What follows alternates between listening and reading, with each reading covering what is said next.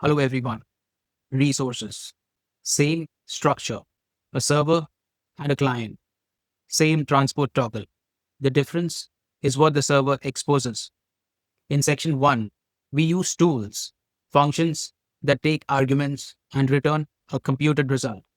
This section introduces resources, data exposed at a URI.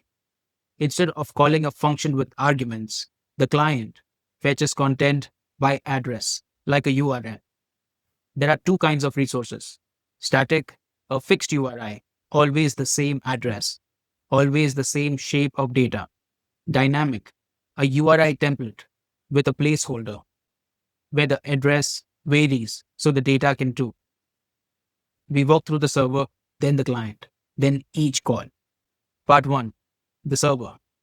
Fast MCP is the only import we need.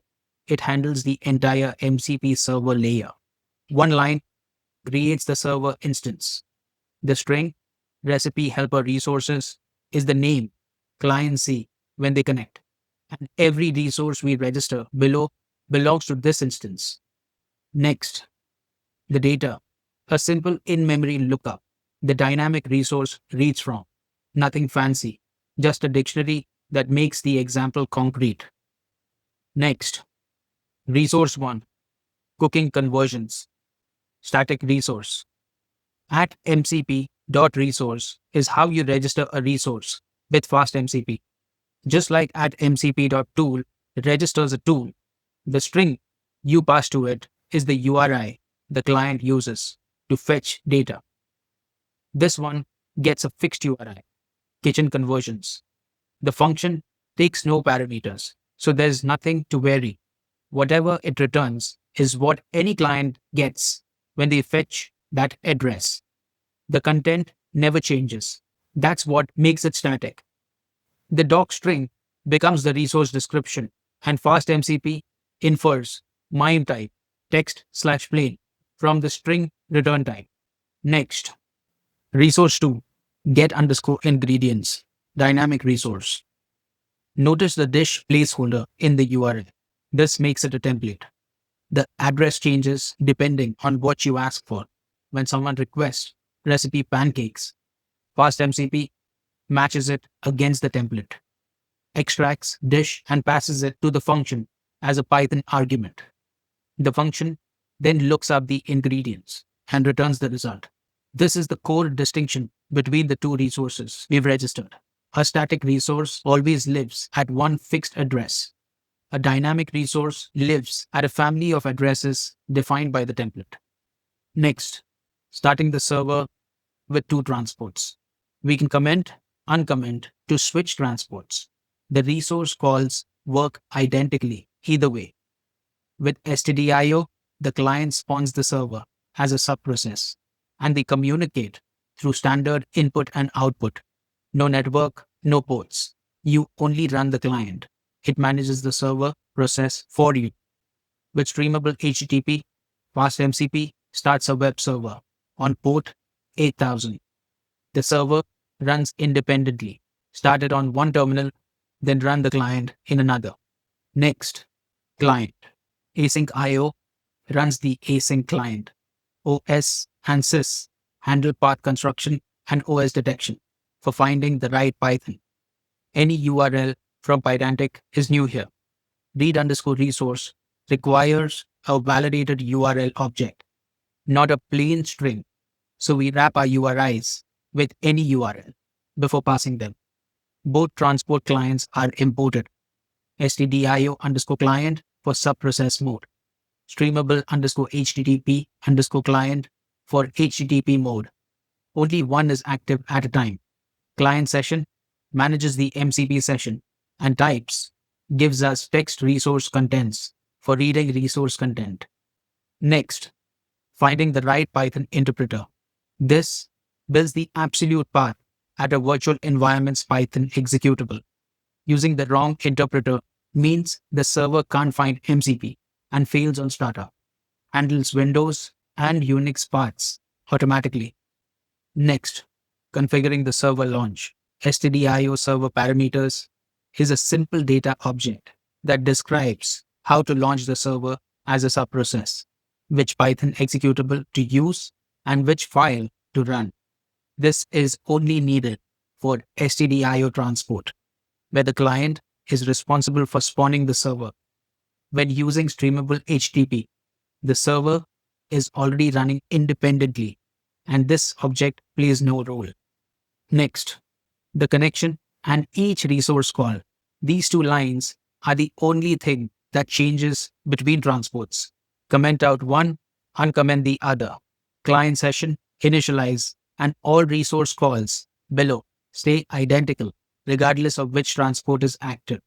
With stdio underscore client uses server underscore params to spawn the server as a subprocess and returns read-write streams connected to it.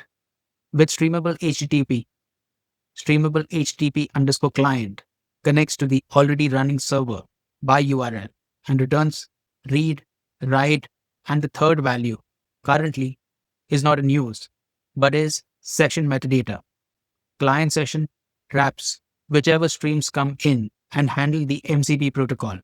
Session.initialize performs the handshake. Let's first run the client and capture all interactions in real time. Everything works as expected. Invocation 1. List underscore resources. We first print the raw response to the terminal so we can inspect the schema. A few things worth noting. First, only kitchen conversions appear. Recipe dish is missing, and that's by design, which is our template. MCP treats static resources and dynamic templates as two different concepts with two different listing calls. List underscore resources only returns fixed URIs. We'll call list underscore resource underscore templates separately to see the dynamic one. Notice MIME type text/plain. We never set that anywhere in the server code. You can clearly see we don't have MIME type here. Fast MCP inferred it from string return type annotation on the function. Same goes for description. That came straight from docstring. Next, printing the URI as a clean list. Here, we loop through resources.resources, pull the URI field of each entry and collected them into a plain list. The result is just the address, stripped of all the metadata. In practice, this is how you would discover what's available. Iterate the listing, extract the URIs, then decide which ones to fetch. Next, invocation 2, read underscore resource, static kitchen conversions. We pass the exact URI from the listing, wrapped in any URL, so it gets validated before the request is made. We first print the raw result to see how the response is structured. The response has a contents list. Each item is a text resource contents. The URI field echoes back the address we requested, and text holds what the function returned. Next, reading the text out of the content block. Here, we loop through contents. In case a resource returns multiple blocks, this one returns one. So we pull text of index 0 directly and print it. Next, invocation 3, list underscore resource underscore templates. We first print the raw response. The dynamic resource shows up here.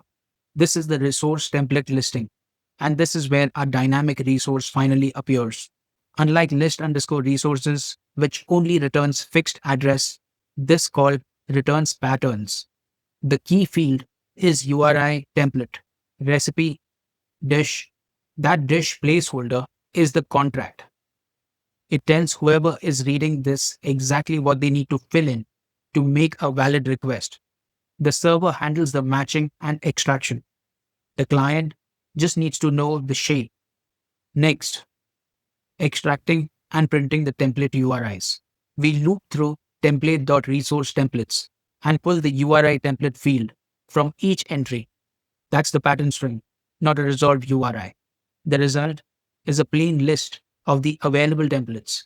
From here, a client knows exactly what it can request and what it needs to fill in.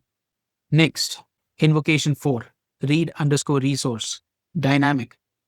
We pass a resolved URI, not the template. The client's job is to substitute the parameter. Fast MCP on the server side matches recipe pancakes against the registered template. Recipe dish extracts dish is equal to pancakes and calls get underscore ingredients. The URI echoes back the concrete URI we sent, not the template. The structure is identical to the static case. Same text resource contents. Next, reading the text. The client sent one URI, got one content block back. Read the text, static or dynamic. The read pattern is the same. The entry point, async io.run, creates the event loop and runs the async run function required because of the async nature of MCP. The main block ensures main only fires when the file is executed. And in closing, the server registered two resources, one static with a fixed URI, one dynamic with a URI template. The client used two separate calls to discover them. List underscore resources for static, list underscore resource underscore templates for dynamic. Then read both the same way with read underscore resource. That's the resources primitive. Data at an address, fetched by URI, returned as a content. Now, to switch transport is straightforward. All we have to do is comment this line and uncomment this one, where we specify the new transport. That takes care of the server. But on the client, we comment the stdio underscore client and swap it with streamable HTTP client. We first add the server. Let's give it a second for this to start. Once the server is fired up, let's open a new terminal. Let's now fire the client, which will invoke the server. Let's see this in action. Everything works as expected. The next section covers prompts. That was a lot to take in. Go back, run the code, rewatch it, break it, and rebuild it. That's how you actually learn. Make it your own. Thank you.